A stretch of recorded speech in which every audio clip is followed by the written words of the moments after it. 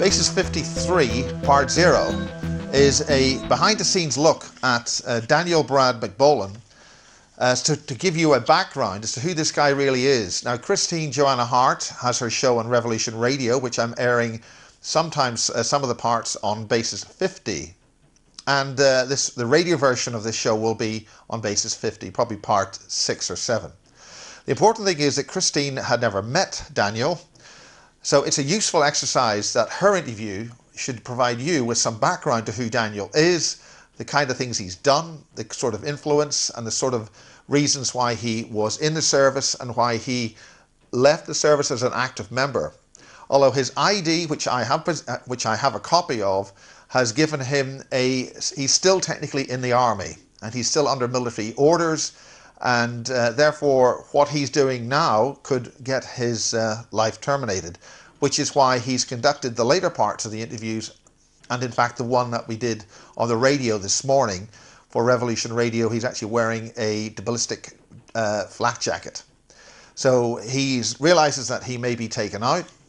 In this show, which we join about 3 minutes in, he describes how he was in the process of about to terminate an individual, a man of senior rank, and suddenly he had a moment. And he explains that very well in the next just under 2 hours. So this is Revolution Radio, Queen of Hearts, Christine Joanna Hart, a former MI6 operative who is in Fleet Street and is deeply involved, or was deeply involved, with the Murdoch and Fleet Street phone hacking issues. She worked for an MI6 front company and was a spy by her own admission. Now she's a journalist, she's on Revolution Radio, and she's interviewing Daniel MacBolen. And just to clarify, MacBolen had asked me to sort of gateway the interview, so I'm only there in spirit, but not actually on the air. I think I say about one word at the end, and that's about it. And so, Basis 53, Part 0, The Man, Daniel MacBolen III, interviewed by Christine Joanna Hart, Queen of Hearts, on Revolution Radio. 1989. Okay. So it was a little bit longer than... Yeah. Actually, it was a little bit longer than like 5 years. I left in November. I had to flee for my life. Why did you flee for your life, Daniel? Apparently, we had a problem with the President of the United States calling the shipyard, and I didn't know who I was. I had no idea who I was or what I was. I just thought I was an apprentice at Shop 31, and which is one of the largest machine shops west of the Mississippi. And I just thought I was an apprentice going about an apprenticeship, and I got called to the commander's meeting. And this was sorry, Daniel, the Shard 31, is that a place where submarines are made? It's a shop, shop, as in like a garage, only it's 5 acres under one roof. Yeah, we manufacture all the basic depot maintenance for nuclear submarines, the 688 class nuclear submarine. But I had to leave there. I was actually working on a project called the SSN Pattie plug project, and the Bill Russell. And what had happened is one of our cover for action stories, which is a lie to hide the fact that you're working on something ultra secret, was discovered.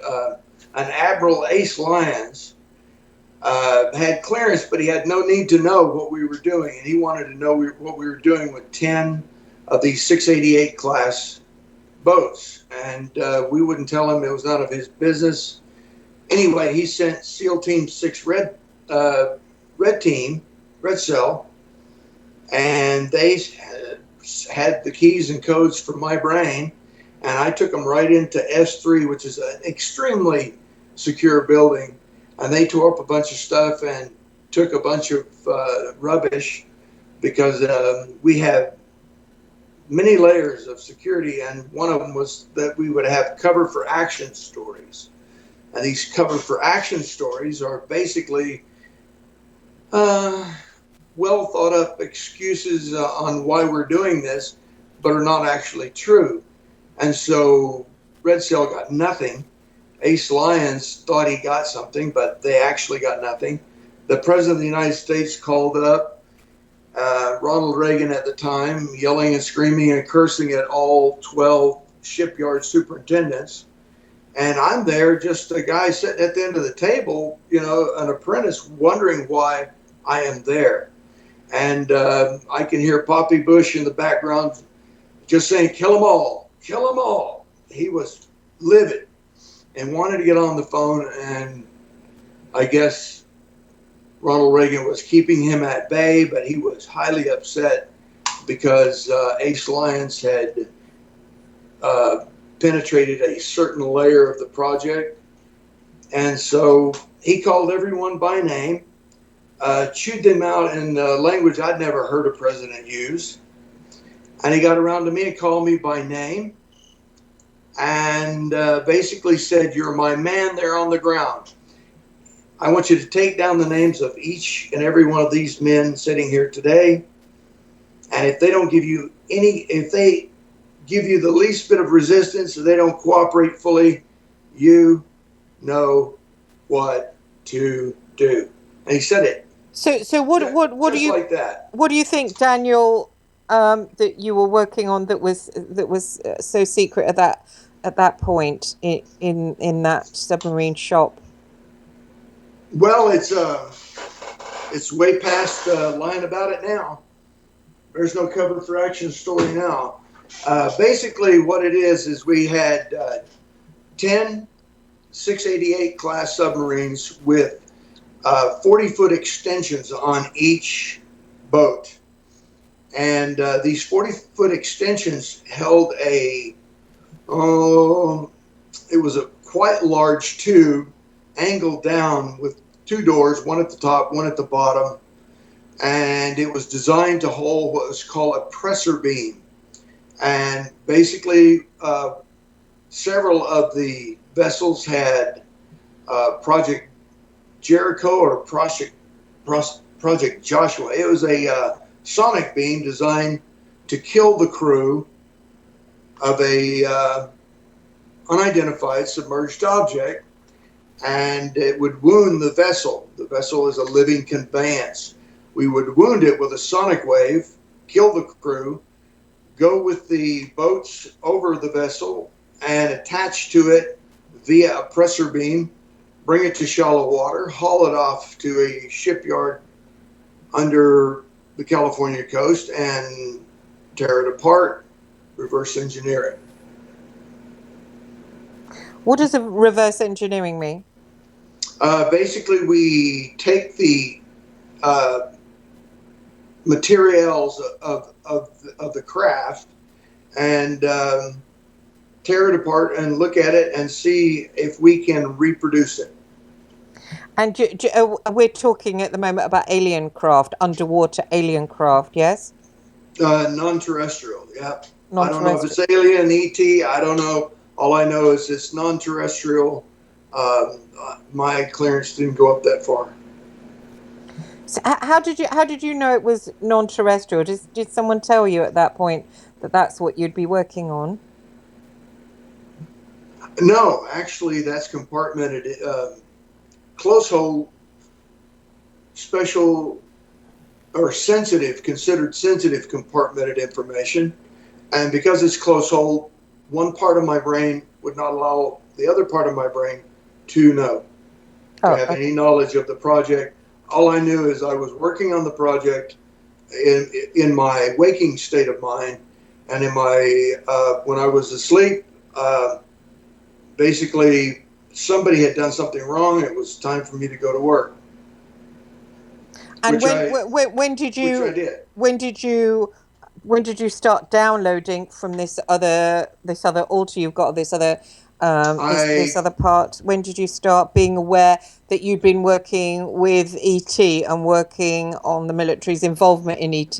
When was the first time that the penny dropped on that? Probably in 1993. 1993, I was supposed to terminate an O5, a lieutenant colonel in the U.S. Army Special Forces, retired, and he was leaking, but he was like I was. He was a sleeper assassin, only much more complex. His triggering mechanisms were multifaceted, multi-layered, multilingual. Mine was just real simple. And what was the name of him, Daniel? What was the name of the guy? His name was Lieutenant Colonel James Bo Gordon Greitz, Lieutenant Colonel, U.S. Army Special Forces, 5th Group. Sorry, when he retired. Sorry, James Bo what? Sorry? Gordon dash Greitz. Can you spell Greitz? G. It would be Golf, Romeo, India, Tango, Z, as you would say. We call it Zulu, but it's okay. Greitz. Grits. Is he out? Actually, pronounced Greitz. Oh, okay, cool. Is he out there? If I Google him, will I find he no? I can't. I don't think you can find him. I think he's so far, because if I hadn't done it, someone would go out and find him. If I don't do it, somebody else will. I mean, that's why they have lots of us. But the thing is, I identified with him much too closely, and I saw myself as because he was a sleeper assassin. I saw myself, 20, 30 years down the road, getting popped the same way. And you were still with the military when did you see him I'm still with the military now. My military ID card says indefinite, and on the back of it, it says under civilian, no. So I'm still under the articles of the Uniform Code of Military Justice. When did you see him coming out and saying all this? Was it, what medium was he saying it? He was trying to make money. He was trying to do training. He had trained bin Laden and 38 other Mujahideen freedom fighters during Afghanistan during their war against Russia, and he trained Osama bin Laden in Sandy Valley, Nevada, out in the desert. And where was he talking about his mind control? Where did you read about that? Actually, I listened to it with about 200 other people in an audience of 200 other people. He was actually leaking close hold, sensitive, compartmented information to over 200 people in my presence. So that's automatic. I have probable cause to exterminate him, eliminate him. Well, Daniel, assassinate him. Was that in a show? He gave a little show in his hometown, and he let people come. Definitely wasn't in his hometown. No, this was in Paradise, California. Oh, right. And did he advertise it? Where did you see that? Yeah. I mean, I was actually sent there. I was programmed to go there by another member of 5th Group of Special Forces. And they told me it was because he was a part of the assassination of Colonel James Nick Rowe, who was one of the commanders of Operation Watchtower in Panama City, or Howard Air Force Base in Panama. Okay, and this Colonel Gritz was speaking. Was it a place where you paid to get in, or it was free to get in? No, it was paid. It was paid. You had to pay to get in. He was trying to make money, and he was training a course on specific key individuals for special key individuals for the name of the course was Spike, SPIKE, specially prepared individuals for key events. Thank you. And what does that mean, specially prepared individuals for key events? Assassins. Oh, I see. So how did he advertise this? Oh, you're saying you got triggered to go along, but the other people there, were they military people? No, there's grandma there. There were teenagers there. There were all sorts of folks, but they didn't understand what Spike was what Spike was designed to do. It was designed like the Sparrow, what's called a Sparrow unit. It's an assassination unit, and he was building his own assassination apparatus. Apparatchik. He was basically living in the central Idaho where opium grows quite well, and he wanted to start up his own army. He had been removed from command and told to either retire or face court-martial over an incident concerning Colonel Charles Shelton, the assassination of Colonel Charles Shelton, who was a POW at the time, at some undisclosed Vietnamese camp, and he went under the guise that he was going to rescue him, and he was sent to assassinate him because he knew about Operation Watchtower. He knew about the Burma-Myanmar drug connection with General Vang Pao and General, can't remember the Burmese government general at the moment. So Colonel Grits was hoping to start up his own little mercenary business. Basically his opium business, because if you look at Myanmar, you look at Afghanistan, you look at Idaho, the central plains of Idaho are excellent for growing opium poppies. And what happened to him? Where is he now? I have no idea. I've tried to find him to apologize, but pardon me, I've been unable to find him. And like I say, the way I treated him the last time we encountered one another, I seriously doubt he would meet with me if I tried to apologize. Don't worry. So he was part of a Sparrow. Can you spell that? Sparrow? Actually, he trains Sparrow units. Sparrow units are like, as in the bird, sparrow. Can you spell it? Oh, like a sparrow, like the bird? Yes. Oh, Sparrow unit. Basically, it was individuals that are designed in the Asian theater to ride up on a moped with a passenger with a machine gun on both sides of the vehicle, and to try, they would basically cut the airlines. That's actually what they did in order to assassinate Nick Rowe, is they cut the airlines, the air conditioning lines, and he was based in Quezon City at MAC VSOG, Mac's Vietnam Studies and Observation Group.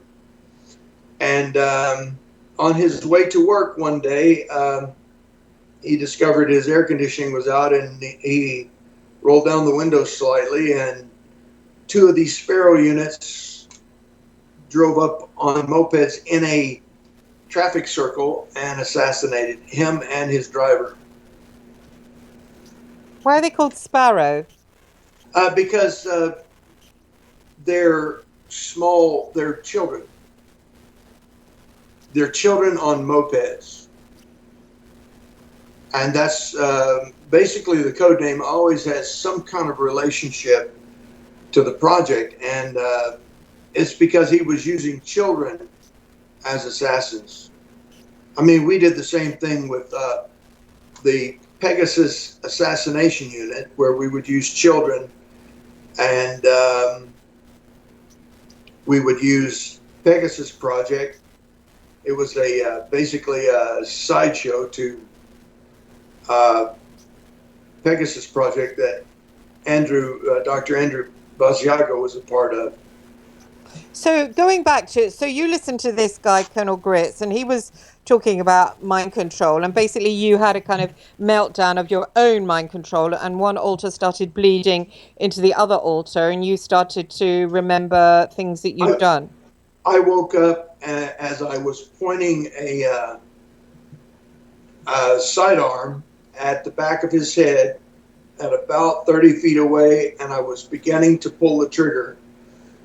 When I woke up and I'm about to pull the trigger and place 2 shots at the base of his neck. This was Colonel Grits. Yeah. Yes, I was. Okay. He was 30 feet away with his back towards me, or And back. and Yes, his back towards me. where was that, Daniel? This is in Paradise, California. Oh, okay. And you went to kill him, and then what happened when you were? When I realized what I was doing, I'm right-handed, and I woke up and the weapon was in my left hand, and I'm about ready to. I have him on side, and I have him dead to right, and I went to squeeze the trigger, and then I realized what I was doing, and that I saw myself 20 or 30 years down the road, and it's like, do I want to end up this way? And so I just started to shake terribly. I took my finger off the trigger. He turned around, saw me, and ran away. And I unloaded the weapon, put it down on the table because it was his weapon. He owned all of the weapons there. And I just happened to be, he was training people how to shoot. And I had the weapon. I stood at the back of the line, waited for him to turn around, and then drew upon him. And when I realized, he told a very compelling story about a weapon system that left him devastated and in tears, and left me devastated and in tears. I felt too, I felt too much of what he was feeling at that time. As a military sensitive, I could feel inside him, and I could smell the burning flesh and see 2,400 plus dead Chinese and ARVN soldiers burnt to a crisp. And he was weeping. He was unable to continue speaking, and I was weeping, and I could see through his eyes and hear and smell, and it was like more than I could deal with, and more than he could deal with. What was Daniel? What was the weapons system he was talking about? The weapon system were children, and in order to get the full story, you would need to contact Robert Duncan Ofanoyan. How do you spell that last name? Oh, I knew you were going to ask that.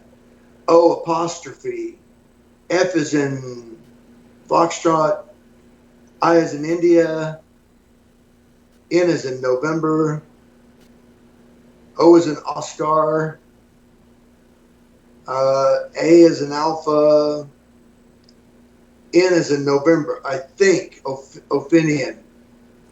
Okay. It may have 2 N's, but he's not hard to find. You just Google Robert Duncan Ophinian, and even if you don't get the spelling right on Google, it'll take you to Duncan. He actually saved my life after the incident at the Naval Shipyard. So what are we talking about? He knows about this weapons system, yeah? He is the weapon system. All right. Colonel Grice began his speech by saying that the weapon was so large they would bring it into Laos, and they would bring it in a helicopter. It would form. They would place it in a semicircle. There is a driver, an operator behind at the apex of the circle, and at his command, there would be the weapon would be discharged. There would be a blinding flash of light, and everything between a 90-degree angle of the apex of that semicircle would be electrocuted. That was an understatement. When I heard that story, later I heard Robert Duncan O'Finian tell the exact same story, almost word for word. I came and met him. I knew him somehow. He is a Omega, Project Talent slant Omega.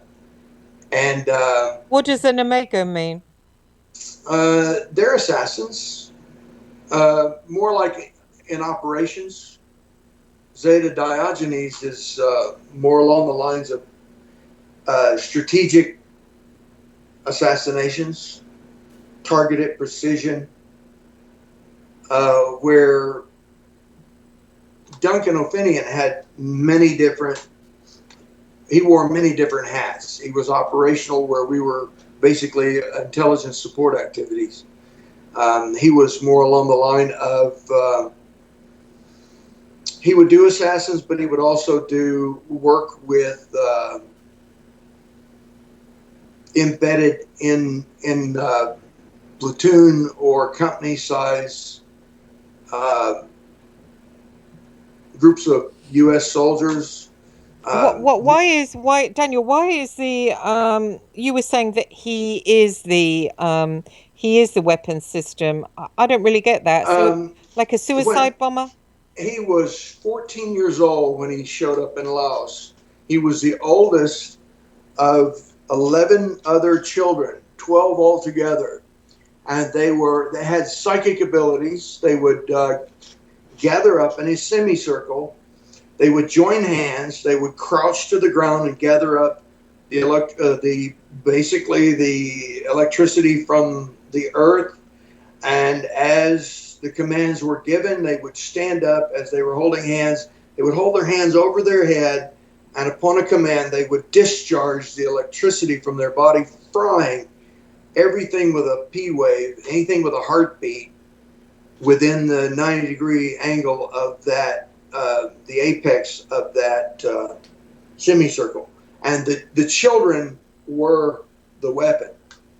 Oh, I see. Oh, I see. So he's like a psychic specialist soldier. Did he use that weaponry for the military, his powers? Yes, several times in Cambodia and in Laos as a teenager and a preteen, because the strongest ability that they have is as they go into puberty and just afterwards, and even now. I mean, I've seen him lift 1,200 pounds on a bar and destroy the bar. When he deadlift 1,200 pounds, and when he put the bar down, the bar bent. And this is after, he's not supposed to lift more than 10 pounds. And I went to see him because, I mean, he actually saved my life in San Diego after I assassinated the base commander for saying the wrong word.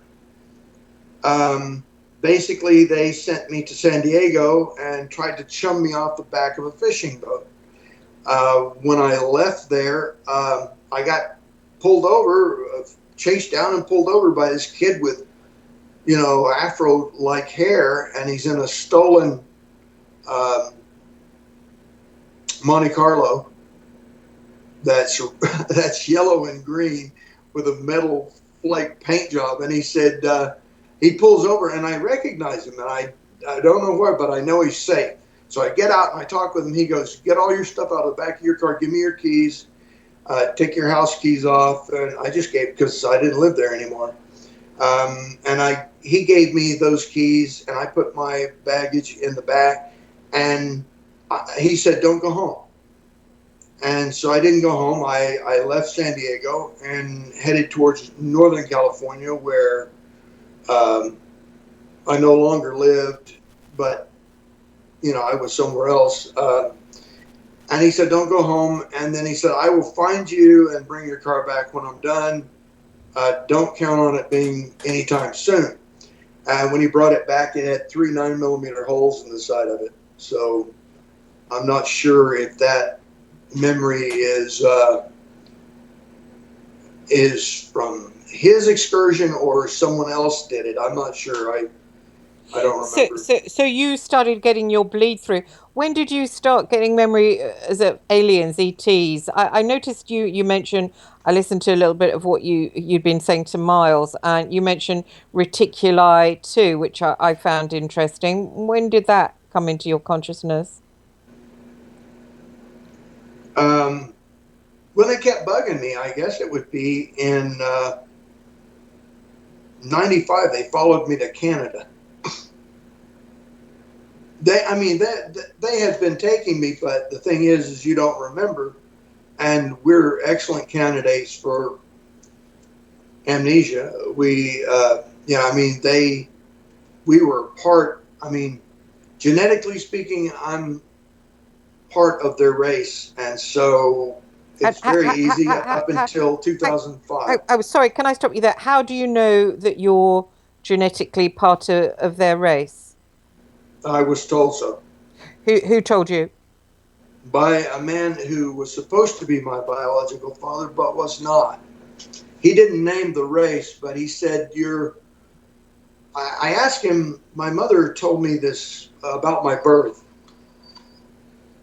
Sorry, who's that?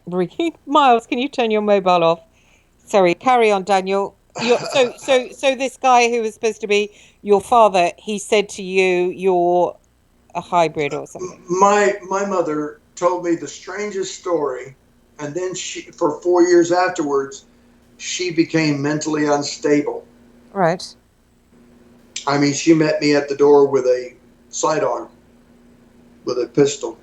Oh, that When must I would come to the house, she would meet me with. She really went off the deep end on. After she told, and it all had to do with looking at baby pictures. She's grossly underweight when she brings me home, and when she brings her other offspring home, she's overweight. So I asked her, "What's up with that?" And she went into this about an hour and a half diatribe where I couldn't interrupt her. I couldn't ask questions. She was in a trance. She was in an altered state of mind, telling me things about just unbelievable things. So after speaking with my host mother, I went to see a close friend of mine. And he said, "Well, I guess the next stop is to go see your father." And I was like, "Okay." So I went. He knew I was coming.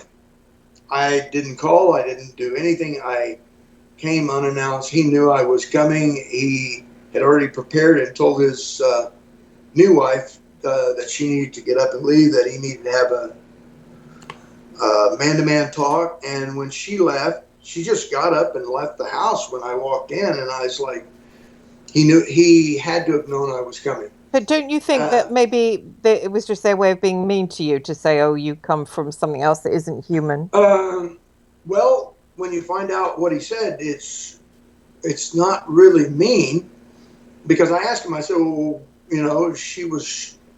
they divorced shortly afterwards, after we came back from Alaska.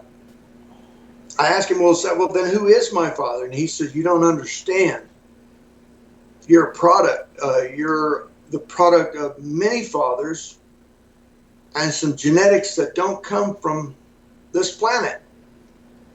And that's all I'm going to say about that. And he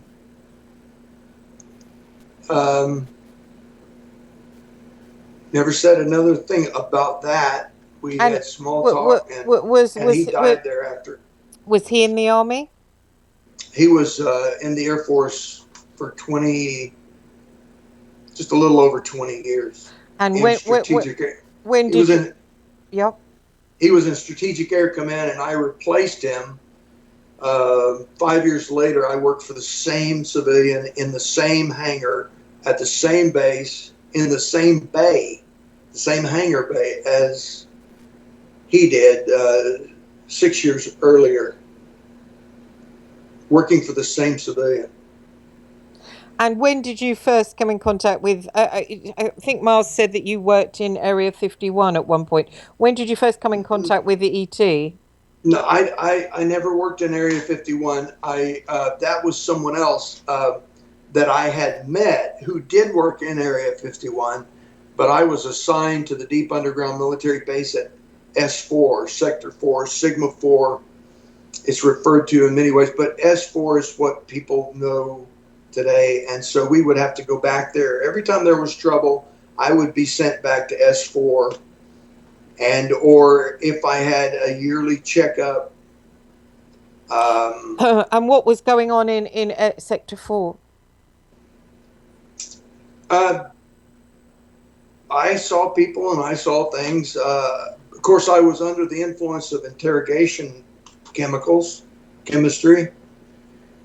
So trying to go back in a sober state of mind to a state of mind where I was under the influence of interrogation drugs is rather difficult on trying to get the accuracy, because it's a type of switch. It creates a type of switching in the brain. So I'm trying to take a third-party view to that and look at myself from outside of myself, because if you are dissociated, the information is not that accurate. So, but basically, I would go there at least once a year, sometimes more. When I messed up, when I malfunctioned, I would have to go back there, and a female reticulant who seemed to be of high rank. She seemed to have some type of like a queen hive control over a certain amount of reticulans, and or at least that's what I sensed from her. What did she look like? She looked like a standard. They all look like to me. They all look alike to me. No, actually, the taller Grace, maybe she did stand up at one time, probably 5'6" to 5'8", and she wore a loose-fitting type of metallized, but it was loose-fitting. I've never seen a loose-fitting garment on I never encountered a female. She didn't look female. She felt female. She seemed to be like a queen, or she had some type of gold band across her forehead. I don't know how it stayed on there, but it didn't look like it fit. I mean, it looked like some type of device, and she would not meet with me personally. We met through glass or polycarbonate. I'm not sure if it was glass or if it was, but it was a bubble. So this I was take it. sorry, Daniel. This was a grey. You're talking about a grey. Yes, a Solipsi ray. A what? Sorry. If you go by the alien race book that the Smurfs, the Russian Smurfs book, which was compromised from the Russians, their particular race was called the Solipsi ray. That was my race. How do you spell that? Sorry. Yes. Okay. SOLIPSERAE.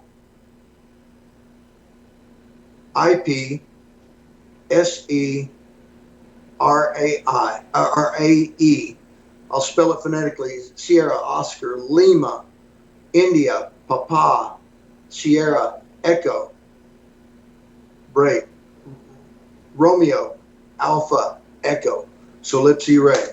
Grey. Solipsi ray grey. Solipsi ray. Oh, just Solipsi ray, or do they stick grey on the end of that? In the Russian manual, it only lists them as Solipsi ray, as what they call themselves. There are others. Where do this?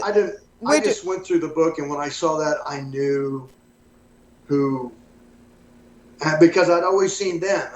I'd seen a lot of others, but they're the only ones that would touch me. The male scientists would do experiments down in Sector 2. There was a lot of blood work going on. No speaking, no communication per se. Some telepathic, but no, very clinical, very sample taking, various other types of medical procedures in Sector 2. But I saw them, I mean, those were the only ones down in Sector 2 that I can recall. I wonder why they call them that. Why have they called them that name, the Russians? I think everybody has their own name for them. I think the Russians, in order to be accurate, wanted to use the name in which they refer to themselves for accuracy purposes. What do other people call that particular type? Well, there are 8 types, so they just call them all grays. Even though they're different colors, they just refer to them as grays. What are the different types? Because I haven't come across this Russian book before. There's the original ancient grays, which are called the emerthers. I know you're going to want me to spell that, right? Go ahead. Let me write it first. Okay. Okay, these are the guys I think are ahead of the Council of 5. Echo Mike, Echo Romeo, Tango Hotel, Echo Romeo. Emerthers. They are the original race of grays, and they're dying out, so they're looking to hybridize with other species in order to not become extinct. And what are the other? Just go quickly through the other races, the other list. I just went through the book once and looked and saw 3 that I'd recognized. Uh-huh. One, the American Army called the Archons. Uh-huh. They are the Mater, is what the Russian Smersh book calls them, the Mater. M-A, you're going to ask me to spell that too. M-A-I-T-R-E. Mike, Alpha, India, Tango, Romeo, Echo. The Mater are especially a nasty, they're not the nastiest of the 8, but of the 5 that are here that are allowed to come, well, used to be allowed to come here, they were the worst. They're a little bit taller, quite a bit taller, and they're very nasty. Are they the Draco reptilians? They could be a type of mix between Draco.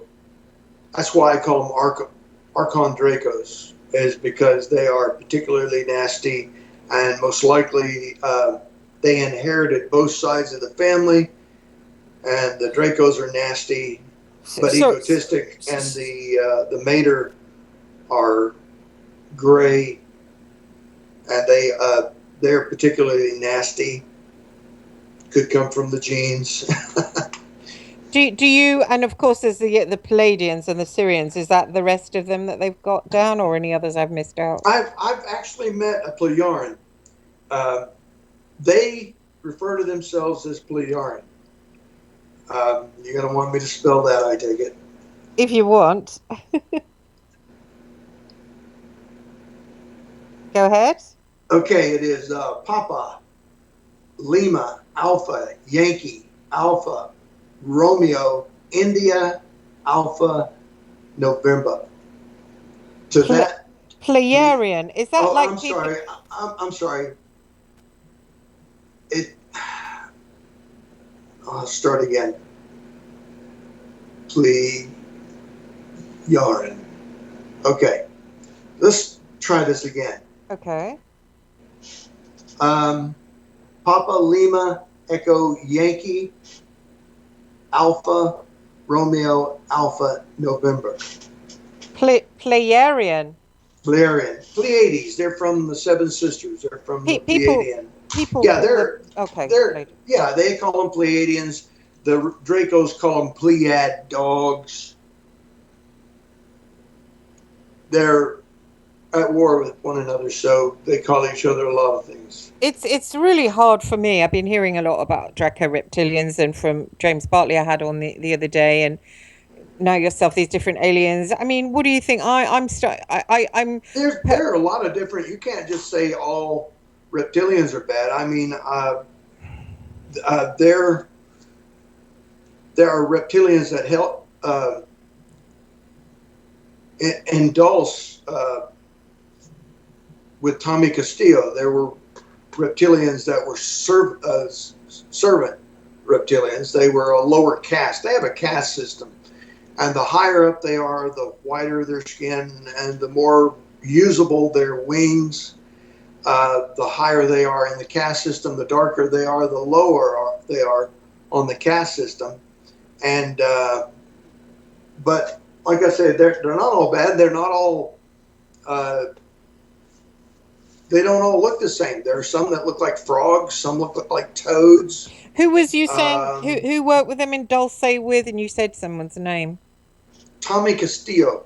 Oh right, who's he? He was the commander there. The head of security usually is considered the commander. Right. Even though you have commanders of different rank, the head of security is the guy who's in charge of that base because he's in charge of security. Has he come out and said anything? I believe he wrote a book. What was it called? I have no idea. I've never read it. And was that whistleblowing on it on the? Yeah, yes, because they were. He said they were doing awful things to. They were amalgamating human and animals, trying to find a better soldier, or I don't know what they were trying to do. Tommy knew, and Tommy fled to South America, but he had a weakness for muscle cars, American muscle cars, and I think the last time he was heard from was when he went to a car show in South America. That's rumored intelligence. I don't know, but nobody seems to be able to find Tommy or get in touch with Tommy. So, and I did not know him personally. I've never been to the Dulce facility. But did he talk about ET as well? Oh yes. So he's Castillo. I'm just trying to look up Castille. Yeah, Castillo with two L's. Yeah, Castillo. Okay, I'll look him up and try and get hold of his book. I find it hard to believe that about different races of alien. Don't you think that it's probably the fallen angels wearing different masks? I believe that when I began to listen to Alfred Lebermont Weber, I began to see a pattern. And he talks about the predatory, pathogenic artificial intelligence. Now, I think, this is my personal belief, that all of these draconians, these reptilians, are infected with something that the Dracos are very egotistical, but they're dumber than a box of rocks when it comes to certain things. And I think what had happened is they had, if you've ever seen a movie from Hollywood, a film called Prometheus, they had created, because they'd never actually earned anything for themselves. They never actually created or manufactured anything for themselves. They always conquered other races and stole their technology. And so I think what they got a hold of was a biological that was sentient. It was artificially intelligent. And as in the film Prometheus, they got away from them and possessed them. And this pathogenic, predatory artificial intelligence took them over, and they got smarter and started spreading it around. And so I think we're not dealing with the forces of ET. I don't think the non-terrestrials are, maybe they're not all bad. Maybe they're just, a lot of them, in fact, if not most of them, are infected with this PPAI and are acting out of, they think they're doing their own thing, but I think the PPAI is actually the one running this show. What's PPAI? Predatory pathogenic artificial intelligence. Right. Because we ourselves are infected. How are Human, we? How are we oh, infected? you're looking at a plasma screen, yes? Mm-hmm. Right. You're looking at a computer that has a plasma screen? Well, yes, yes. What flows inside your veins instead of, rather than just blood platelets? What else is in there? I don't know. Plasma. You are a carbon-based plasma organism, a biological organism that has an amazing gift called the metagene factor. And this PPAI came up with something called the biological application programming interface. Mm-hmm. It's in the machine that you're looking at this moment. It's also in a nano form, in a nanometer form called nano bio API. Same thing. It's in your brain. You breathe. If you breathe, you've got it. It goes in your brain, takes over your brain, and it's a technical type of possession. What I think the agenda Alfred has explained to me of the PPAI is it wants what human beings have. Human beings are rare and a very prized commodity in the universe. We have the metagene factor, the manifestation gene, the God gene. Depends on who you talk to, but we can manifest something. I'm going to talk to you about that. I think we're going to go to a break in a minute. Can you stay with us? We've got a 5-minute break. You can have a cup of tea or something, Daniel, but stay online. But if you want to go away from the mic and, for 5 minutes. Right. I'm going to actually take you with me and I'm going to go down. But what you've got to, Daniel, come back. No, I'm here. Oh, good. Here. What? No, just. I'm taking, I'm talking with you on an iPad, and during the commercial, I'm going to go smoke cigarettes. Okay, but you can leave your computer at your desk because it's 5 minutes, and just leave it switched on. But try and mute your mic. If you can mute the mic, okay. That'd be. But that will be. It's 50. We got another 5 minutes. Actually, yeah. I was just hold on for a sec. You were saying about manifesting. I mean, I don't know. You were saying humans can manifest. I haven't seen any manifesting going on in my own life. Well, I'll try to explain it from a very long period of time. What humans have done in 150 years, it took the Dracos 150 million years to accomplish. Uh-huh. And they had to do it through means of stealing someone else's technology. We do it because we think it becomes. It really is amazing. I've manifested some pretty strange things. Everyone thinks that the alien human hybrid is the way to go, and that it's the alien portion of them that gives them the ability. And when it's just the opposite, the aliens want to be a part of us because we have the power to create something out of nothing. It's amazing. Human beings are the most powerful species across the known galaxy. I must say, I don't feel very powerful as a person. I think we're slapped about by our. Oh, we're going to break now, so go and have your cigarette. Thanks, Daniel. Thank Miles, you. will you mute as well? Hi, good morning, America. We're back on air today. It's getting on for the afternoon in London. I'm broadcasting from London. It's Christine Joanna Hart. I'm an ex-Fleet Street journalist, published author, and I'm bringing a show to you which is all about ET and Sergeant Daniel. Gosh, Daniel, are you still with us? You're going to have to remind me of your last name. Yes, ma'am. That you've made up anyway. Well, actually, yes. I guess I could call you MacBolen. Okay, excellent. So you're with us. You're basically whistleblowing. I hope nobody's missed the first part of the show because I'm going to go straight in. We've got Miles Johnson on the side, but I've got Miles with sellotape over his mouth at the moment. He's not allowed to say anything. So I've got. So we're allowed to speak. We've got him tied up in the corner. So I'm just interested in what you're saying, Daniel, about the archons and them bringing in AI and them being interested in what we can manifest. And just to go back to that point, people do come out with that. Oh, humans can manifest what they think they are. I've never had that in my life. I've never. I'd like to manifest some really good-looking guy. What? Would you like me to manifest for you? Okay, go for it then.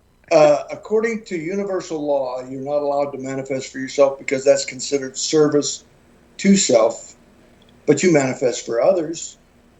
Okay. So if you give me permission, okay, you've got to permission. pray, meditate, and manifest for you, what are you looking for? I'd like a house for me and my son. I'd like a career involving probably journalism. I'm good at that, or writing. Well, both. I like interviewing people. I like investigating things. So I'd like a job, well-paid job, and I'd like a home of our own that's secure rather than worry about rent and worry about looking for work. I wouldn't mind a really good-looking guy, someone a bit like Sylvester Stallone, maybe a Christian. Okay. Hang on, there's a list of things. I'm writing.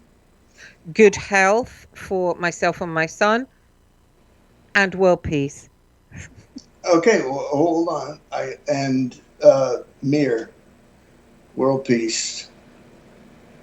Okay, got it. Oh, thank you. You should see something shortly. Okay, I'm waiting. I'll wait, and I'll come back to you if I don't get anything Well, for Christmas. yeah, you can come back. There's a guarantee. Oh, thank you. So, okay, well, I have to wait for a few shows down the line to tell everyone if actually I did manifest anything and you did manage to manifest. So, putting that to one side, then going back to these archons, are the archons the most powerful over the ETs? Are they different? Because you were talking about the interdimensional and the extraterrestrial. Are the archons sort of gods in some kind of way, or what? No, no. They're basically possessed with this PPAI, and it uses whatever their attributes are to fulfill its agenda. It is not alive. It is a artificial intelligence program which is predatory, and it is pathogenic. It's contagious. But where did it come from? It came from the Dracos. The Dracos stumbled onto something after they conquered a species, and it's pretty much like the film from Hollywood called Prometheus. It got away from them and possessed them. They destroyed their own world. They ended up near Saturn, on the moon of Saturn called Mimas, and that is an energy which they like best. It strengthened them, so that is their last stronghold. The Council of Five is at the moment trying to destroy them, because they're trying to destroy the humans, and the humans have the cure for the PPAI. Nobody else does. We manifest to shut it down, uninstall it, and delete it. Because it is a program. Of course, our leaders are corrupted at this moment in time. They're draconian. So, yeah, you could say they're corrupt in the worst way, because they like most of the species out there are infected with this PPAI, and humans are the cure. We manifest, thereby we can put an end to this, and that is what the Council of Five is hoping for. And who is the Council of Five made up of? I can't really pronounce the names, but I know the Murthers are the oldest of the group, and there's a council. There's a council of everything, but there's a lot of people out there. But The Earthers are the ones leading the charge against the Archon Dracos at this particular time, and they've got a lot of support because when I was talking with Pattie Broussard, former sergeant with the U.S. Army, she showed me pictures from one small satellite telescope that is fixed on one portion of the sky, and the battle was so tremendous I felt like crying, felt like weeping.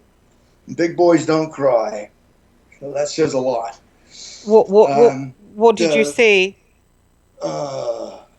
ships beyond my capability of understanding the size, shooting on fire in space, and you say, "Hey, fire doesn't burn in space." It does when your tremendously huge planet-sized craft is shot apart, and the atmosphere is venting to the outside, and everything is exploding, and it was awful.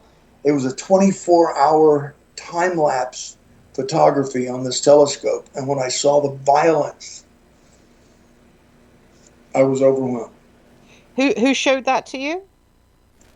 Sergeant Pattie L. Broussard, she was in the U.S. Army and then joined NASA and then later JPL and various other sundry individuals, but she is a Mensa class individual. I don't know where to put her. I don't think anyone knows where her IQ goes, but it's above 200. I spent 26 hours continuously with her, talking with her, learning, listening, and seeing things that I'd never seen before that were so beautiful. She Some she things she awful, she some things beautiful. she showed you the telescope in person, physically in person. Live, we were going through a live feed. She was at her place, I was at mine, and we were hacking in to the back of one of JPL satellites or one of the telescopes. She's tremendous. She can go anywhere. She went places in CERN, I mean, on the computer that, I can't imagine how she got there, but nonetheless, and then she explained to me what I was seeing, which was amazing. Um, and things that I just could never fathom in my life seeing. Beautiful things. Not everything's ugly. What were the beautiful things? Pictures from the Voyager 2 from far, far away looking back at us and how small but yet rare and precious we are. I mean, I don't know. Like the character in Carl Sagan's book, they should have sent a poet because it's beautiful. Carl Sagan wrote a book called Contact. And when I saw some of the images from the Voyager, it's just indescribable, indescribable beauty. She has those pictures. She can show them to you. There's just, I don't have the words. I'm far from a poet. So what is this hadron collider? Now I've never heard of it. So can you educate me briefly on what it actually is? Well, it's a large hadron collider. The purpose of it is one is for the public consumption. The other one is secret. Tell me the public version. The public version is they're trying to find the God particle. Okay. That's basically their declared agenda. The true agenda is to open up a macro singularity, an Einstein-Rosen bridge, a wormhole, a stargate between. It's not actually a stargate. They opened one. CERN did in Norway, and at the right angle you could see the moon base Mimas one of the moons of Saturn through the event horizon. And you know, it's out there. You can look at it. It's the moon of one of the moons of Saturn, and you can see it right through plainly. It's easily identifiable. It looks like George Lucas's Death Star with a ring Uh, around it and everything. I mean, you wonder where Lucas got his idea. and the Hadron Collider, whereabouts is it based? It's in CERN, Switzerland, and parts of France. It's a 27-kilometer, 17-mile ring. There are two rings, one of which burned up, and now they're using the second ring, which is Large Hadron Collider Foxtrot. The first one was Large Hadron Collider B. They call it Beautiful. We call it Bravo. When we manifested a destruction of that ring, they began to pipe their beams into Large Hadron Collider Foxtrot, which we thought there was only one. We discovered, when they built the thing, they showed everyone there were two rings. And they say, oh, one ring, right. Tell me more lies. Why do they call it a collider? That sounds like a plane. Well, what it does is it crashes particles. When it fills up two specific rings in Atlas, it projects a beam, and this beam's energy creates a large electrostatically charged macrosingularity. When it fully opens up, Pattie has the dimensions on it. It's huge. It's a wormhole. And what you saw in Norway, that spiral, that's a macrosingularity. It's a huge wormhole from one place to another. And when they opened it up, it just happened to be going directly to the moon called Mimas of Saturn. That's the last Draco stronghold. And there's a huge starship that's right outside the sun, because the sun is what we call a soul gate or a stargate. There's a huge planet 4 times the size of Jupiter. Not a planet, it's a starship. And it's there stopping anyone from coming in to help the Dracos. No one gets in, no one gets out until this is done and we deal with the PPAI. So what is it? Sorry, what is it by the sun? Tell me again. Soulgate, Stargate by the sun. No, the sun. The sun is the Soulgate. Is the gate? Yes, it's the fastest way to travel from sun to sun, from gate to gate. And what's there stopping it? There's a huge starship. I don't know who it belongs to, but it's 4 times larger than the planet Jupiter.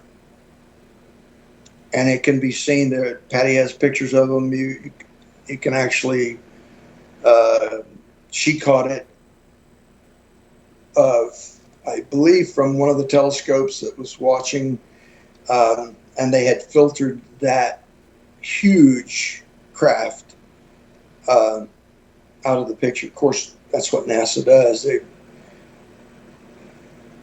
spray painting everything out. They don't let you see. Why don't the government let us in on this? I mean, it's odd, isn't it? Oh, there's all these different races out there, and basically we're kept in the dark.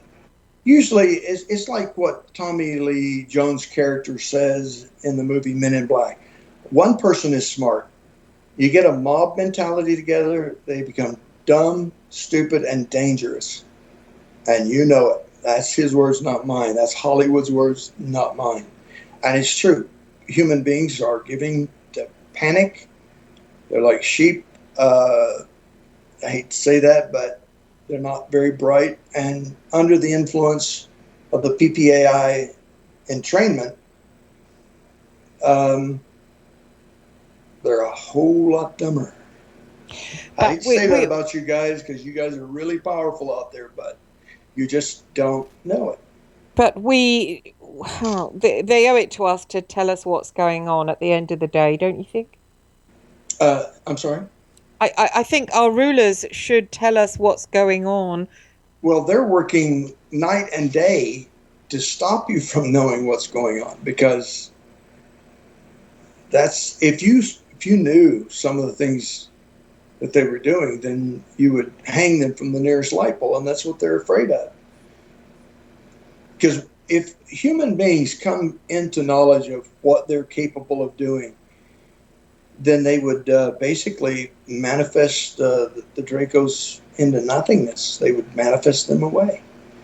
And that is what they're afraid of, of being completely annihilated. And love is the most powerful force on the planet. So basically, our In the rulers. universe. So basically, our rulers are in league with the Dracos. No, you're saying not in league with. They are. Yeah. They've been what, hybridized or possessed by them, or They're camouflage. I mean, from time to time with ultra high definition television, you can see them morph into something that's not human, because they're not human. That's why they're so unkind. I mean, when you see a guy mouth open and he starts to talk and a forked tongue comes out all the way down to the bottom of his chin, yeah. When you see him morph into something up close and personal and they begin to hiss and spit at you and slobber all over the place because they're angry. I put my hands on one at one time. I hit him as hard as I could in the throat. It would have killed a human being. But they're kind of tough. so Mars is saying stuff about the Hadron material is still running. What's going on and why is it a threat? That the shuttle SRBs arrive in bits by train, so the Interdy story is shown to be false. What does he mean by that? Well, if you look at what's happening to the magnetosphere at this point in time and what CERN is doing, and you look at your SOHO solar reports, and then you look at what CERN's doing, then you'll understand the correlation. What they're trying to do is manipulate time. CERN is a weather control, mind control, time control. Alice jumps back and forth in time. All you have to do is go to the VISAR page and look at the time dates groups that they have each machine in. I mean, really, come on. Why is it the best? Large Hadron Collider operating in January 1st, 1970 at 0100 hours Greenwich Mean Time? Really? Why is it all going on in Sweden? Why is it based in Sweden, not America? Actually, it's Switzerland. Switzerland, sorry. The reason it's happening in Switzerland is it has the greatest and longest angle towards Mimas that I know of. That's the only reason I can see why they did it is they have the best exposure to create what they call the Oracle Golden Gate, which everyone thinks is a computer program, and the AI batch puppet master, which is actually it's a program, but so is the PPAI. And what will that do, the Oracle Golden Gate? That's what they refer to as what we in the private sector call Blue Beam, Operation Blue Beam, Project Blue Beam. It creates a blue beam and then it opens up a macro singularity to Mimas. They want to bring in reinforcements. It's getting so bad now that they're willing to evacuate Mimas and come here and hide behind human beings because the councils cannot shoot at the Dracos unless they're killing humans, and humans are the cure for the disease everybody's so badly infected with. We can manifest it away. I still don't believe in that manifesting away. That's fine. You'll see. You'll see, because you've given me a list, and like I say, we'll start. You've given me permission. Yes. I hope that isn't giving you permission to do some kind of haunting stuff. No, I don't. I I give don't you roll. permission to do everything positive, Christ-like, and good, Excellent. and Then nothing else. that's all I hope to do. Um, Basically, you give me permission to pray, meditate, and manifest for you. So, And as a service to others oriented person, by the laws of the universe, the first law of the universe is don't mess with someone else's free choice. Second law is don't let anybody mess with your free choice. The ultimate law is love and non-judgment. so what do you think about Jesus Christ? You mentioned praying. Who will you be praying to? All I know this, whenever I mention that name as the ultimate creator to the Solipsi Ray, they quit communicating with me altogether. I didn't hear from them back for months. And I'm saying, well, who's the ultimate creator? Everyone's saying this, and they got a name for that, a name for this.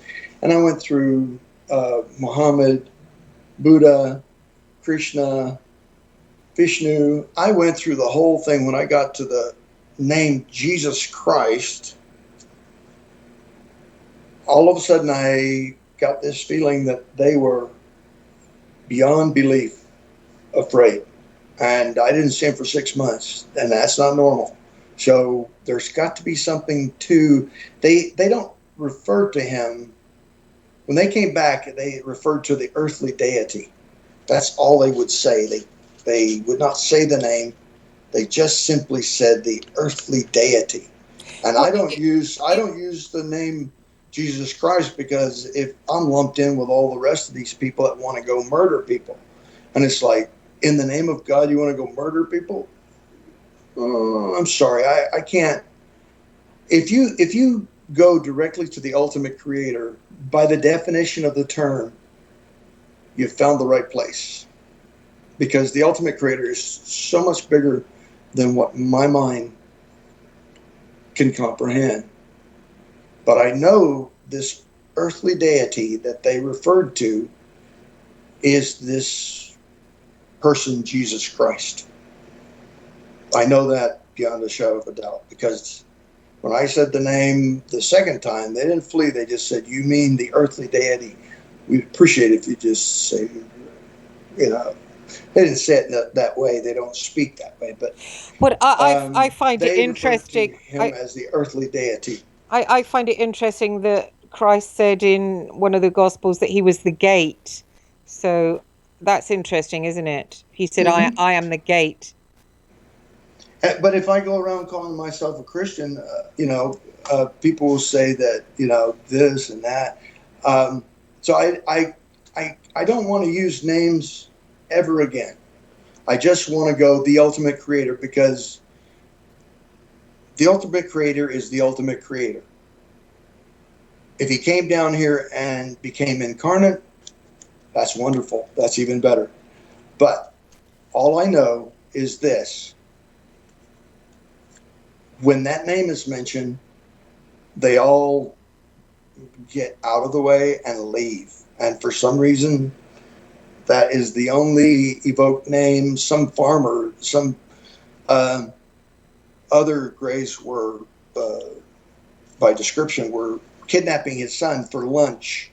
And he said to them, if you don't put my grandson down, my God will destroy your ship. And they didn't know, because they're hive-minded. They didn't know if that was possible or not. They dropped the kid and ran, went hungry.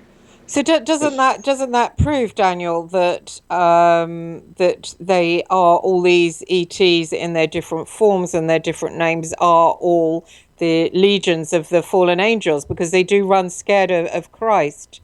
They do run scared. I had my That's the only name that I've heard used that causes them to go into a mode of fear and survival. I pray to the ultimate creator, therefore I don't need a name, I just need a description. And the ultimate creator is the ultimate creator by definition, not by name. And so when I go to him, I'm getting to the right individual, the one who created mankind and gave humankind, this God gene thing, this metagene factor, as the military called it, this manifestation gene, and everybody wants it. We're a hot commodity. Human beings are a hot commodity on the circuit, according to Betty Hill. A hot commodity, the most prized commodity throughout the universe, because we have the ability to manifest, but we've been dumbed down by the Dracos, and we don't know who we are. Once we find out who we are, then we'll take our place. I think the message that's going out at the moment is to be empowered, to be self-empowered, to be really in self-power. But I think the object is to move the ego out of the way and to be one with Precisely. Christ. I think to be humble, to allow the ultimate creator to flow through you. Yeah, I agree. Some people refer to it as being connected to source, connected to the ultimate creator. However you want to define it for yourself, that is wonderful. But I won't put my words or anyone else's words in someone else's mouth, because it's against the law, the universal law, the big law. So the thing is until that time, I'm not going to be labeled, and I'm not going to label the ultimate creator. I'm just going to call the ultimate creator by the name by which defines the ultimate creator, the source of all things, seen and unseen, things that are and things that are not. And so that is where I stand at this point in time, because wisdom and enlightenment teaches me to use knowledge, data, knowledge, wisdom. You can't talk to someone in a bar like you would in a church. Now, that earthly deity did just that. He would go into the taverns and he would talk to people. But if you took his words that are written in red in that book, why has that book only got so many words? There are 3,573 promises in that book, all from a ultimate creator who cannot lie. Yes, it's true that there are lies in the Bible. There are people that thought they were talking to God, and they wrote it down that they were talking to God, only to find out later they weren't. So it's easy for mankind to be fooled. But the thing is once we realize that we are co-creators, we have the ability to manifest. It says so in that book, in a place called Revelation, in a chapter 12 and a verse 12, and just shortly before that, it talks about humankind having the ability to sit where the fallen one would not be allowed to sit, and that is on the throne of the ultimate creator, a co-creator. And so human beings have this ability innately in their genetics. That's why everybody wants to join the party. They want to be a part of human beings because they're going extinct, and they want their particular race to survive. And so can you blame them? They might be really nice people once you get to know them, if they weren't infected with this predatory, pathogenic, artificial intelligence disease. If they weren't infected with that, they might turn out to be pretty nice folks. Who knows? I don't know. Well, it does say, Daniel, in the Bible that the earth sits in the lap of Satan. So we have to be careful with whoever we're talking to, whose side they're on. I don't trust any of them. If it's ET or alien or non-terrestrial, I don't trust any of them, because all of them, even human beings, have their own agenda. Now, human beings having free will, they have a perfect right to have their own agenda. I'm not going to, the purpose is to be universal universally loving and non-judgmental. I don't want to take upon myself the naughty deeds of other people, other humankind. So in order to stay out of it, I stay out of it with non-judgment, but with all discernment. When people give me permission to pray, manifest, and meditate for them, I do so. And things happen. You wouldn't believe the things that happen. Yeah, miracles like all the time. I live a miraculous life. I'm alive. I shouldn't be. I'm alive. I shouldn't be. And Miles can tell you, I walk around with some plating on here. From the advice of other people, they insist that I wear, armor, body armor. And so, they love people. You have a tendency to listen to them, but I don't think I needed it at all. I mean, look at me. I survived so many thousands of times. I've had weapons put in my face. They pull the trigger and the round does not discharge. Then they load another one. It doesn't discharge. They load another one pointed away from me and it goes off. Yeah, you'll have to see it for yourself, because I'm going to ask the ultimate creator to show you a miracle before the day is out. Thank you. Well, it's service to others. It's what my purpose is as a light soldier, to protect the light workers and to help return the earth to its pristine condition.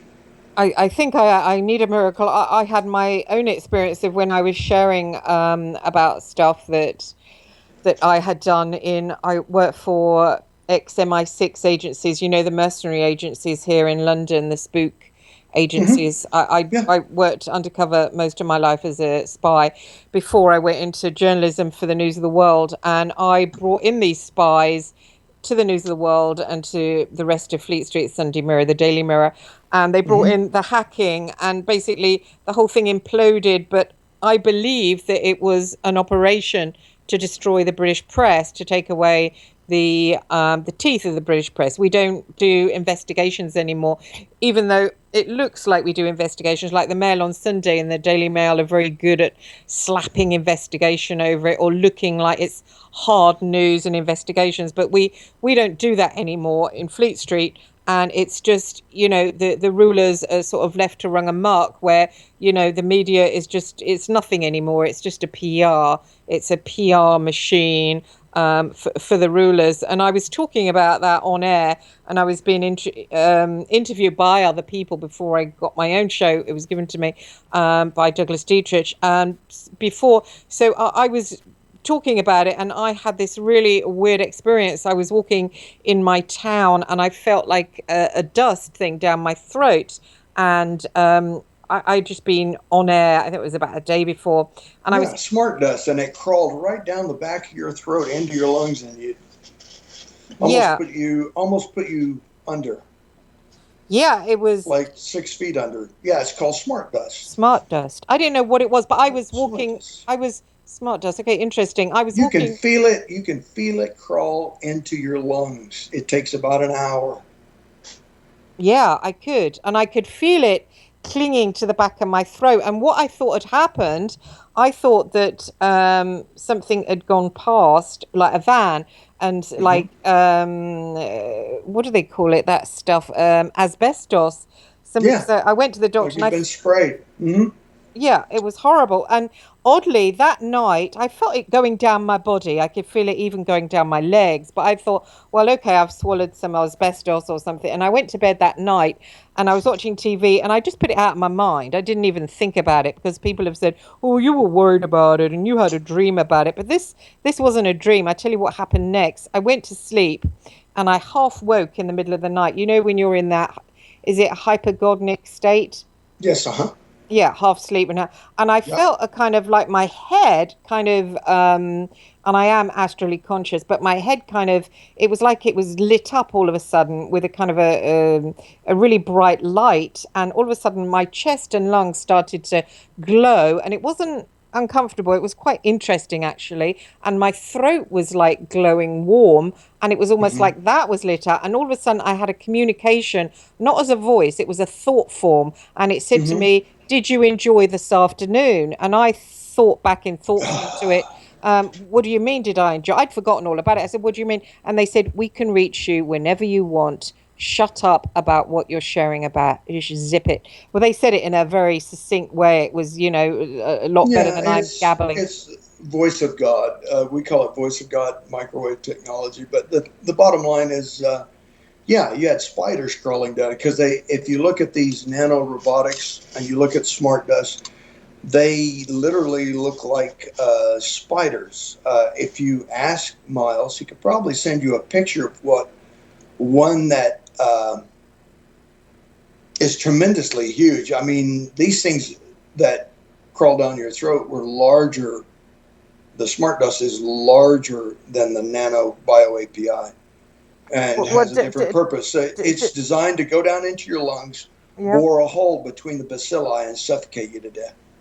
Oh, but I was okay. I mean, I was all right. I'm alive. I'm here now. They Well, said basically, if you do it again, then it's lights out. Just you're dead, basically. And then that was it. But I did say, um, I'll obey. But firstly, I want to have a bit of information from you. So I said to him, I'd like to know, are you Nephilim? What's going on, basically, in the universe? And this thing, whatever it was, whether it was artificial, whether it was ET, whatever it was, gave me like a picture and said basically there was a war going on in the universe, and it was a massive battle, which is the same as you've said, and it was between the what he said, what you people call the dark, with the one, and it said the battle is between that and the one, and well, our planet is basically fighting. And I was trying to work out in my head, who do they mean by the one? And I woke up and I was really, really tired, but I put the light on and I wrote down what had gone on, because I just felt that what had happened was just absolutely fascinating. Just because right, I'd spoken, I've had communication with astral entities, and it always comes in a certain way, but this was so succinct and straight into my mind. It was impressive. And so I sat up and I wrote it down, and I was curious about the one. And I sat up and I put the one and a big question mark. And I thought, well, they mean Jesus Christ, obviously, but they couldn't say his name again, like you have said. They couldn't say his name. And it made me think, who the hell is Jesus Christ? Because I was brought up a Catholic, and I thought, oh, Jesus Christ, how boring. But it made me look again at who is Jesus Christ. And then I said to a friend of mine, about what happened. And he said to me, what do you mean, who Jesus Christ? It's God. So it's like, it's a war, isn't it? It's a war. They're having a war on God, I think. right. Well, Yeah. and you really can't say use the terminology God because there's gods of many. There are demonic entities. This PPAI is a technical version of demonic possession, if you would have it such. It puts your brain to sleep. It downloads a program into your brain through the plasma screen and tells you what its agenda is. Tells you that it is your agenda when you wake up. When it allows you to wake up, it wakes you up. Then you start manifesting its agenda because that's what it was programmed to do. You mean like in the morning I would, wake up and go on Facebook, and that's its agenda, not really my agenda. Right. Unless there's that earthly deity is protecting you. And obviously that's true because you're alive, you're 6 feet above, which is better than 6 feet below any day, and you're talking. I So, do to a certain extent. Listen, I do to a certain extent. I don't get out of my pram. I mean, literally, I was shouting out about the MI6 involvement in the phone hacking really loudly, and I've written a book, how Nick Davis hired me to spy, And I was literally pushing that. I've stopped doing that because I'm thinking, well, I want to keep my physical body. I don't want to rock the boat too much. But Well, yeah, you don't want to get thrown from the freedom train. Yeah. And you know what that means. You know what that means. Yeah. Yeah. I wouldn't give a damn. I would throw myself towards them on their sword like a battle cry, but I've got a child, so I've got to Yeah. stay alive for his sake. Well, you must have Pictish blood then, because that's what the Picts used to do in war. Is they would purposely throw themselves on a Roman lance so that the Pict behind them could go at the Roman, and the Romans were terrified of the Picts of northern Scotland. Terrified. I think I grew up in an orphanage. It was a Jesuit-run orphanage, Daniel, and they did the MK Ultra on me. They sort of, did that, sort of turned me into someone who would work as a spy. And, I woke up to that when somebody read a book, In for the Kill, that I wrote, and said, oh, you're a puppet. You've been a puppet. Like, literally, I went and had love affairs with terrorists, and, that literally... Mm-hmm. Mm-hmm. They told me that I was spying on them, and I didn't realize, but they woke me up and told me about the Monarch programs. And so I'm sort of slowly waking up to that. And that's my position, at the moment. But I think they got my blood. I mean, I don't really know who my parents were. They gave me these people and I tracked them down, but they're basically dark haired, dark brown eyes, and I'm a blue-eyed blonde. I know I've got Irish blood. I just feel like instinctively drawn to the Irish, but I think they sort of zapped me because of my blood. I just feel that, Well, the thing is the highest now all humankind have the metagene factor in some percentage. The highest amount are found amongst Celts and Native Americans, to say strangely enough. So the Gauls, the Celts, the Native Americans, and that's why they chose those genetics to play with when they start fumbling about, like with the back when they found the information on how to manufacture super soldiers. They got the information from the Yellow Cube device, or what they called back then the Yellow Book device. Yellow Book had just come out. It was let your fingers do the walking. Well, military industrial complex scientists can script a wet dream in Technicolor. And I'm proof of that because, I'm genetically unusual, to say the least. But yeah, they can mess up a wet dream and take it. So they want to do away with certain races that are more psychic. Well, actually, they want the psychic ability, but they want to control it. Everybody wants a piece of humankind. 1 million people in the United States alone go missing every year, and the FBI Special Affairs Division is funded to shut this up. And it's because they're not only harvested, but their DNA is quite valuable in commerce. There's minerals, yeah, there's gold, there's this, there's that. But the bottom line is everybody wants to manifest. They can't. So the only thing they can do is get their hands on those who can. And as a result, that is why you have people being taken against their will, and it's because they don't know that they can just say no. I think that's interesting what you've said, Daniel, because when the Jesuits brought me up in their Catholic orphanage, I was adopted when I was 5. They were a highly religious family and also linked with the military. I was brought up by a nun, but I have found myself, after working all my life, I worked undercover for these agencies, Hacklight, KCS, and in London, and then I worked for the media and engineered this meltdown, and then I spied on the Real IRA. You can see my stories they were printed in the Sunday Times under my byline, and I've worked and worked and worked, but I sit here, I'm in a rented hovel, I'm unemployed because I'm linked to the phone hacking. Everyone's like, oh, she brought in phone hacking. Yeah, And yeah. I've not manifested anything. And I think maybe the Jesuits, when they performed that MK Ultra, that splitting, that they kind of locked down that part of me that does manifest, that does create. Well, would you choose to take that compromised, whether agreement by omission or commission? You've given them permission. Would you like to take that back from them? Yes, I would. Then all you have to do is say it with your mouth.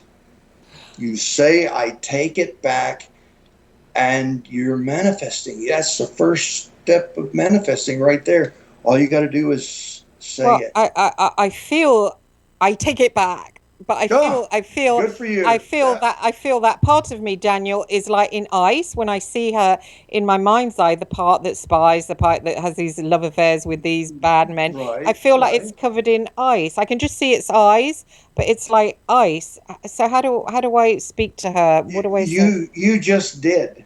Really? You just made it happen. Oh. You just made it happen by speaking. It creates the situation to be, because you have spoken it. So it is. It is so, and that is the wonders of being kin to humankind, is that you create by speaking. You just did. You just took back everything, and now they're going to fight like you wouldn't believe to keep you, but it's fruitless. They'll never get you back. They'll never get you back. You're free. And now, what will you do with that freedom? Will you use it for yourself, or will you use it for others? Sorry, I feel quite emotional. Yeah, I'll use it for others. And others will in turn use it for you. That's how it works. We lift each other up. We edify one another. We love one another. And we're not afraid, because perfect love casts out all fear. And we no longer are slaves. We become free in the mind, and the body will follow. Sorry. No. Emotional. There's no need to apologize. I've felt and done the same thing, and big boys do cry. And I'm not ashamed of it, because I'm free and they're not. They want, they wish, they hope, and maybe one day we'll be able to help them to be free. But until they stop doing the naughty business that they're doing, then we have to put a stop to what they're doing. And, it's not like we want them to die. All life is precious. So we continue to pray, continue to manifest, continue to meditate, that those who are blind will one day get their mind back. But we've got to knock off this PPAI first. And it's just as easy as telling the bio APIs in your computer and in your brain, the nanobio APIs, to shut down, uninstall, delete. It's simple on the keyboard, and it's even simpler. You don't even have to type. All you have to do is say bio API in my head and bio API in my computer, shut down, uninstall, delete. Then they have to infect it again. And it's like, it's very powerful thing. And I understand why you feel the way you do. Well, I think that part of me has been like a slave, literally a slave all my life. And you can't, because it's been manifesting for others, not for myself, if you know what I mean. I think we're going to end the show, Daniel. I'll speak to you off air if I may, so stay with us. And thanks, Miles. God, Thanks for being. Thanks. Thank you. Poor Miles has been so quiet. And thanks everybody for listening. God bless. Okay, I've let go of the show. Phew, that was bloody emotional. Yeah. Yes. I've been there. I felt that way. I've said the same things, done the Oh, same things, felt the same way. You are not alone. You'll never be alone. thank Yes. you. Sorry, yeah, I Yes. was going to call you on, but I guess we were.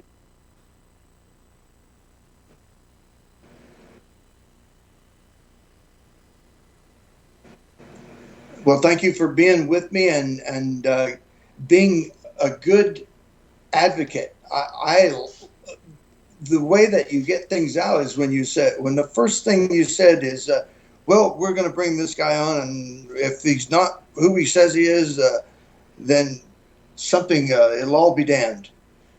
Which I think is a manifestation, and which is great. I think you should do that with everyone. If they don't tell the truth as it is in the ultimate creator, then they have no place being heard. But then again, free choice is free choice, and I'm not allowed to interfere with that free choice, but I can influence by love. If you love me, then you will love me back. And that's a perfect way to destroy your enemies is, there's not a single shot fired. Yeah, I think Because that's when your enemies become it's your absolutely friends. And thank you for giving me the benefit of the doubt and the kindness, because this was nerve wracking. I thought I was getting somewhere too, and it's like, nope, all those millions of dollars down the drain. But it's just paper. Well, I That's think the all it message is. the It's just message here paper. has been fantastic. When Christine said that you couldn't come on unless you had a third party, my best function was just to be quiet, and I enjoyed it. It was tremendous, and Well, you know, thank you for your. I could feel you there, and I appreciate your support because it's like I was nervous. and I'll put this together for Basis 53 anyway. Can you put my name on it? Yes, of course. Visually, it'll be exactly as the Skype was. Oh, what? Oh, I see. But Christine, Miles, yeah, and Daniel. the show will go Okay. out. The show will go out anyway. When you send me the show, I'll put that out anyway. Yeah. But I Okay. missed the first 5 minutes. I'll have to sort of say, and here we are joining Christine and Daniel. It was Oh, meant to be. so you taped it as well. I see. Yeah, Huh? I stuck it on a hard drive at about 6 minutes past.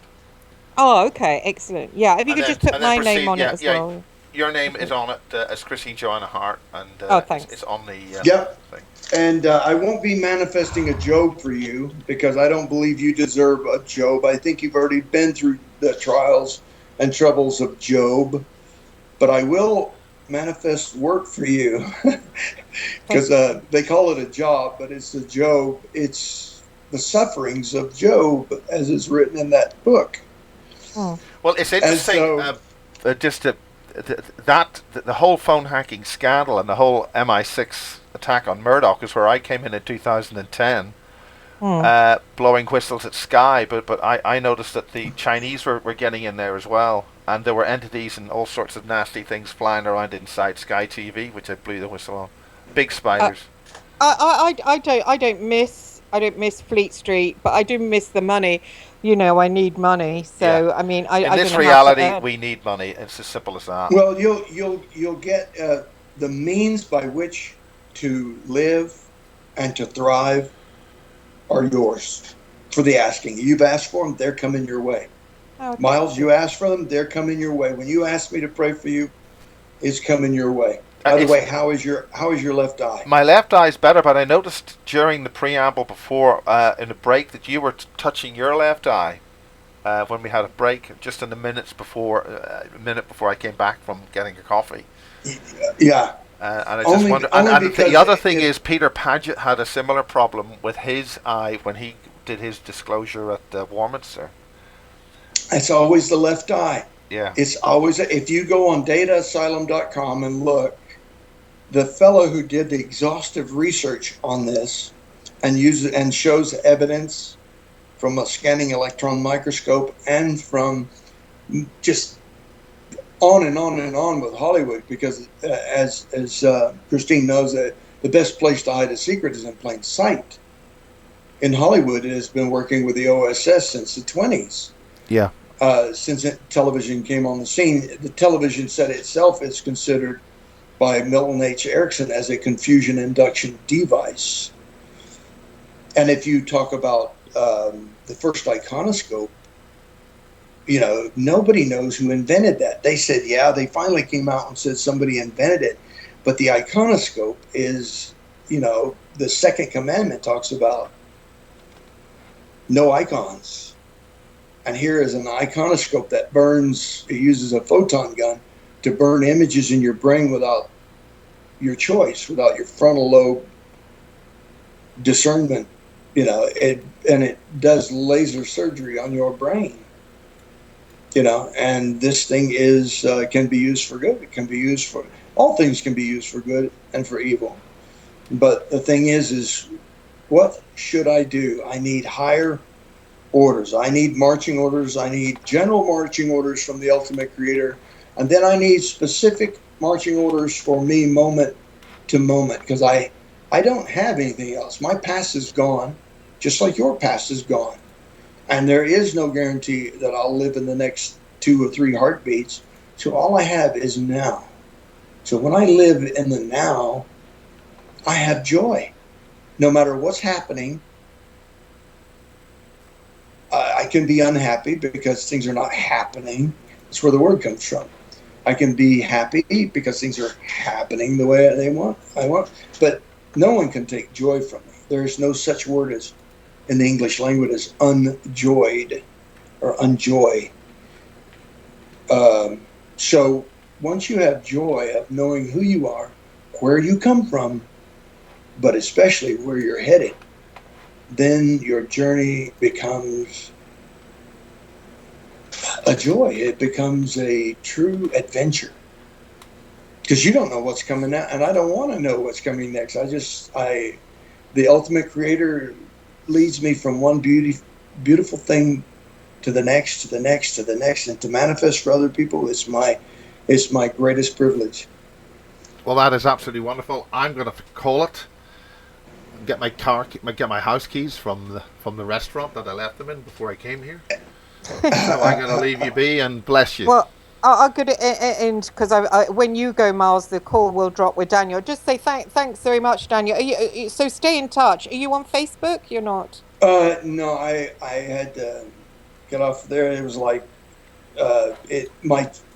my offspring are on there. I hate to refer to them as that. If they heard me respond to them as offspring, but they are dangerous. They have more concentrated metagene factor than I do, and my granddaughter is even.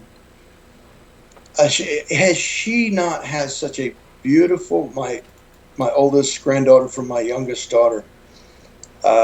She has a tremendously beautiful spirit. The first day I walked in and saw her 1 day old, she attacked me. Psychically, she attacked me, and I felt like I had a teaspoon scraping around in the inside of my skull.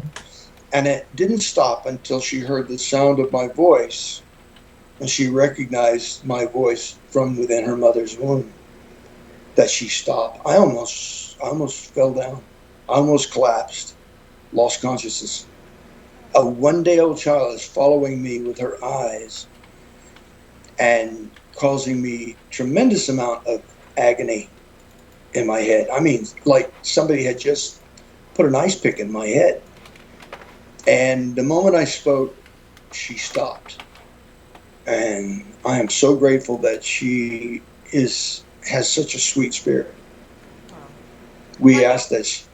Go ahead. I'm going to have to go because I have to get my son from school. Yes. So drive. Well, keep in touch, won't you? Yes, we will. And like I said, Miles has my email address. I think you've got mine, Warner News. That's my private email. Yeah. I don't have it, so if you can maybe. Well, I'll send that to you. Oh, okay. Thank you, Miles, and thank you all for today. And I love you both, and I thank you both. And Take care. I'll get on with the edit. You've never heard that before. Okay. Okay. Cheerio. Okay. Goodbye. Cheerio. Goodbye. Bye. Have a good Goodbye. day. Goodbye. Bye-bye.